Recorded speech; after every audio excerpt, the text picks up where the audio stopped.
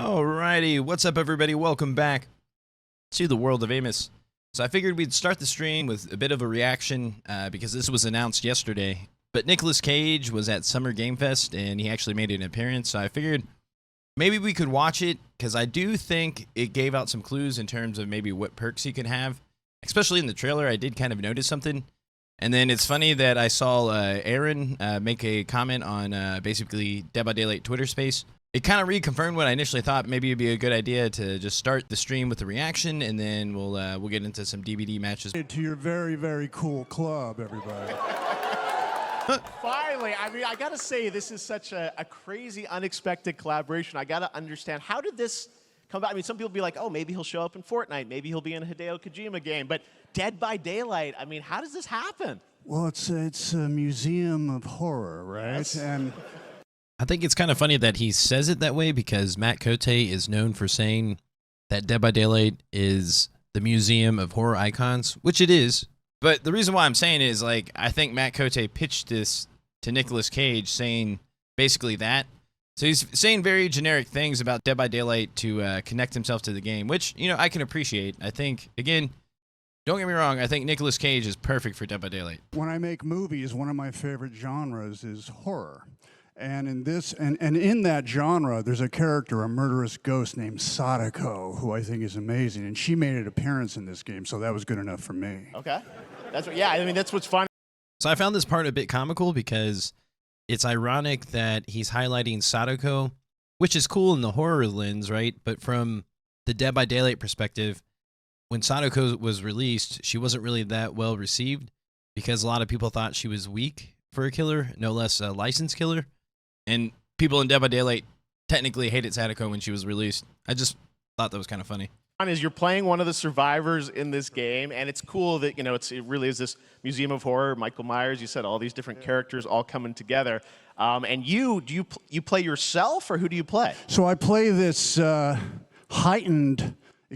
So, okay, this is where I think it's important. So, like, the way he's describing his character, I think kind of leads or could potentially tell us what his perks are going to be, right? I'm just going to rewind it just a little bit. But he says Heighten, so I get a sense that, like, I feel like he's going to have some strong perks, for sure. Heightened, exaggerated version of a film actor named Nic Cage. And he's going to a location thinking he's making a movie, and instead he wakes up in the fog. And in the fog, he's surrounded by crows and serial killers, and it's rather amusing. And there's something about it that, like, for me, the crows would be kind of normal. Like, if I was, like, say, his realm, like in the movies, and then you go into, like, the horror realm, the first thing I would notice would be the red-ass lockers, the gins. Like, why is there so many gins? He notices the crows. Like, to me, the crows would be kind of normal, right? that I think, as a survivor, is like a bonding experience. It's a bit like hide and go seek. You have your 3 other teammates who are survivors with you, and it's teamwork. You're working together to pull through, and I like that. And so that was a large reason for wanting to do it as well, that feeling of bonding with your friends. And The way he describes Dead by Daylight, it's just kind of funny because, like, he's trying to, like, explain what Dead by Daylight is to people that probably have thousands of hours of Dead by Daylight. But it's just... I love it, though, because, like, I do believe he cares, and I do believe he's committed, and I do believe his character is going to fit really well with Dead by Daylight. It does seem like he's going to bring in some really badass perks. you're fully influenced. I know we heard your voice in there, so you recorded lines for it and everything? See, I want you to know This was my favorite part. The Nic Cage Survivor. I even have. This is why I love Nic Cage. I even say, always remember to dress to match your talent. Because, like, if he's in it, he's in it. I want you to know that you're with me, that we're one, that we're fused. And so it was important to me that everything I do, everything I say, from the scream to the grunt, down to the most minimal, exasperated expression of a sigh, whatever it is, it's my voice, so that we are fused. All right.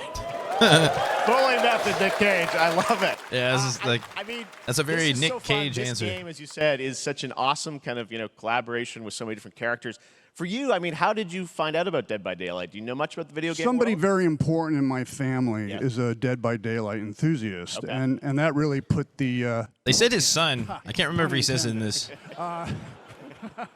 He said hooked. See, Dead by Daylight to me was an opportunity to. But yeah, his branch son out supposedly to- plays I've never Dead been by Daylight, invited into I this believe. space before. Yeah. I'm always looking for new adventures. So this to me was like, wow, I can make a whole new audience, meet a whole new audience, and branch out and go on this Dead by Daylight adventure. I didn't say it took me nothing but a split second to say yes.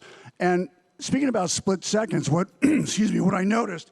Excuse me, sinuses, allergies. What I noticed was that every move you make when you're doing this, when you're in the gaming space, it's timed down to the split second. It's a very immersive experience when you're. Okay, listen to that. He says it's timed down to the split second. I feel like the cool thing about actors or actresses or whatever, when they play as that character that they're going to portray in that film, they say very purposeful things, and I think that's what he's doing right now. He's saying split second, right? He said things are down to the split second. So I think he's giving us clues or context clues to what his perks are going to be.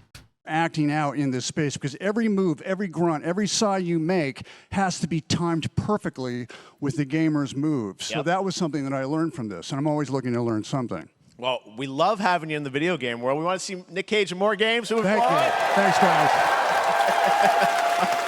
Nick, thank you so much. Hopefully the first of many. Nicolas Cage, great to see you, man. Awesome. There you go. Lock it in. Now, for all of you who want to play Nic Cage in Dead by Daylight, yeah, they're going to show the game trailer, the actual game footage. But PC players can try it early. Or I hope this is the right one, yeah. On July 5th. And here's an exclusive first look at Nicolas Cage in Dead by Daylight.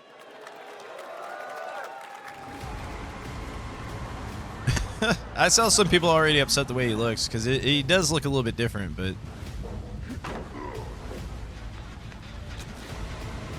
it's just cool. Like, okay, here's the part where I think this has something to do with his perk, because the way he runs by him, right? You know how like he kept on saying very heightened things down to the millisecond. Here, I may have to slow this down a little bit, actually.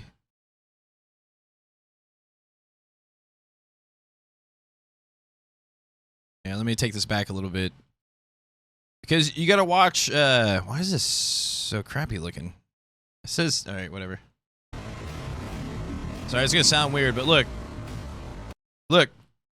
You see how the killer misses? This animation here seems a bit different than just your normal miss in one attack.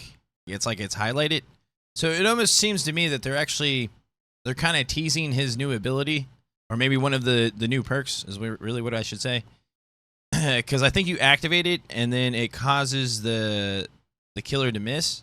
The first time I watched it, I was like, why did the swing look a little bit different? It's because they added like a different animation, and I think they have to do it because it's highlighting that a perk was used, right? So, or I'm going to take this back a little bit, and we'll watch it at normal speed. But something just doesn't it seem off? I feel like it's a bit of a tease.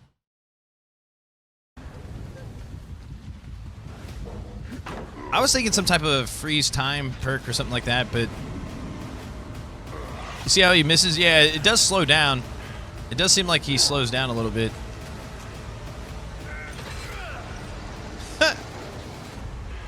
Damn right I made it. Damn right I made it. Yeah, so the chapter comes out July 25th. The actual PTB is July 5th. So we pretty much know everything we need to know, but I want to run that back one more time. But it does slow down to like a millisecond. But yeah, he's running right at him. There's no reason for this dude to miss. Other than, you know, he's a bot. But I think, to me, the biggest clue is literally the animation. Then, yeah, you're right. If you just watch the actual game footage in it, it does look like they kind of slow it down a little bit. Yeah.